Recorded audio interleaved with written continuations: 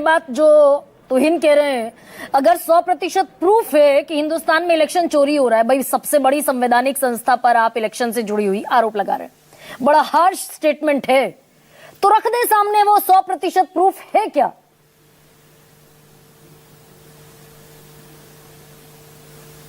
गरिमा, देखिए, आपने कहा कि बड़ा हार्श स्टेटमेंट है जो नेता प्रतिपक्ष ने इलेक्शन कमीशन के लिए दिया। वो क्या है ना कि सच हमेशा कड़वा होता है और बहुत सी बार सच का सामना करते हुए ये कड़वे घूंट उस व्यक्ति को पीने ही पड़ते हैं जो दुस्साहस करता है झूठ के साथ खड़े होने का। अभी संवैधानिक संस्था और सुप्रीम कोर्ट और तमाम ये बातें हुई, मैं तो एक छोटी सी ये तस्वीर दिखाना चाहती हूँ। संदर्भ ईडी का है, लेकिन सीजेआई गवाही ने ये कहा है कि ईडी राजनीतिक साजिश का शिकार न हो और जनता की लड़ाई जनता के बीच में लड़े देनी जानी चाहिए, बीच में संवैधानिक संस्थाओं को नहीं पड़ना चाहिए। तो संवैधानिक संस्थाएं किस तरीके से मोदी जी के हाथों की कठपुतलियां बनी हैं और भारतीय जनता पार्टी के अनुसार वोटर लिस्ट की कैसे कटाई छटाई हो रही है, ये बहते पानी की तरह साफ है। मैं साधुवाद देती हूं आपको, आपने बहुत तीखे और सटीक प्रश्न पूछे, लेकिन एक भी सवाल का जवाब यहां पर भारतीय जनता पार्टी के प्रवक्ता ने नहीं दिया, क्योंकि जवाब है ही नहीं। मैं उसमें जोड़ देती हूं, दरभंगा में भाजपा की महिला जिलाध्यक्ष बीएलओ के साथ बैठी हुई थी और कटनी छटनी कर रही थी वोटों की, देख रही थी कि भाजपा के वोट जो है वो रह जाएंगे और जो विरोधी वोट है उन्हें छांट दिया जाए। वीडियो में रिकॉर्ड हुआ, पूरे देश ने देखा।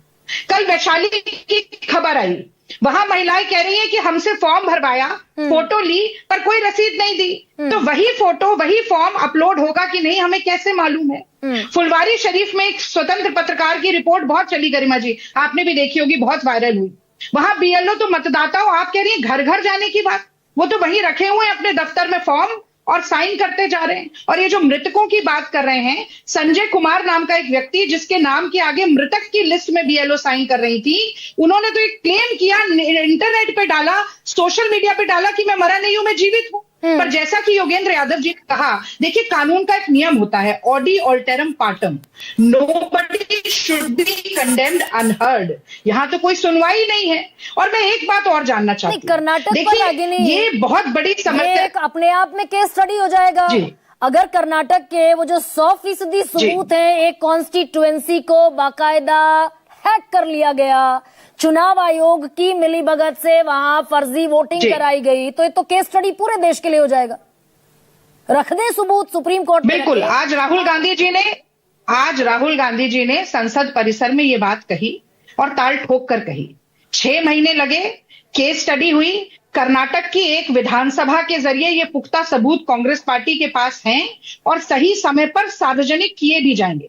और उसमें कहा जाता है कि धीरे धीरे रे मना धीरे ही सब होए, माली सींचे 100 घड़ा ऋतु आवे फल हुए। तो सुप्रीम कोर्ट में भी रखे जाएंगे और हमारे माध्यम से आपके सामने भी रखे जाएंगे। नहीं, लेकिन चुनाव आयोग ने कहा कि बेसलेस एलिगेशंस हैं, क्योंकि मामला हाई कोर्ट में है और हाई कोर्ट में रिप्लाई का भी इंतजार नहीं करती कांग्रेस पार्टी।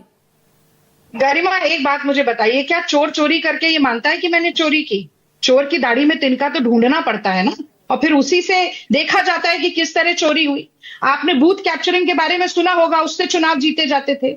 आज देश में वोटर लिस्ट कैप्चरिंग हो रही है, लोकतंत्र का गला दबाया जा रहा है। और सबसे बड़ी बात, जो संविधान निर्माताओं और जो इस देश के महानायकों ने यूनिवर्सल अडल्ट फ्रेंचाइज इस देश के लिए अपनाया था, यानी कि हर वयस्क को मताधिकार मिलेगा। आज जितने प्रवासी हैं, गरीब हैं, दलित हैं, महिलाएं हैं, वो बिहार में इससे वंचित रह जाएंगे। और बहुत अच्छी बात यह है कि हर चुनाव आने से पहले तो कहा जाता है घुसपैठी आ गए, घुसपैठी आ गए। और अब खुद एसआईआर करवाने के बाद अगर एक रोहिंग्या, एक घुसपैठिया, एक इलीगल सिटीजन या नागरिक नहीं मिल रहा है, तो मैं समझती हूं कि अपने जाल में खुद फंसते हुए नजर आ रहे हैं। और एक आखिरी बात मैं कहना चाहती हूँ गरिमा, ये आरोप लगाया जा रहा है विपक्ष पर कि हमें हार का डर है। अरे हार का डर तो मोदी जी को है, तभी तो एन चुनाव से पहले इस प्रक्रिया के जरिए 68 लाख वोट काटने की कोशिश की जा रही है। जो 40 में से 30 सांसद भाजपा के बने, इन्हीं वोटर्स के आधार पर बने। बिहार की और दिल्ली की सरकार, जो कि बहुत ज्यादा, दिल्ली में भी पूर्वांचली बिहारी वोटर हैं, वो सरकारें इन्हीं वोटर्स के आधार पर बनी। जिस आधार पर वोटर आई कार्ड बनता है, वो आधार निराधार हो गया। अब ये कैसे नाइंसाफी है, ये कैसा मजाक चल रहा है? कुछ सवाल बड़े जायज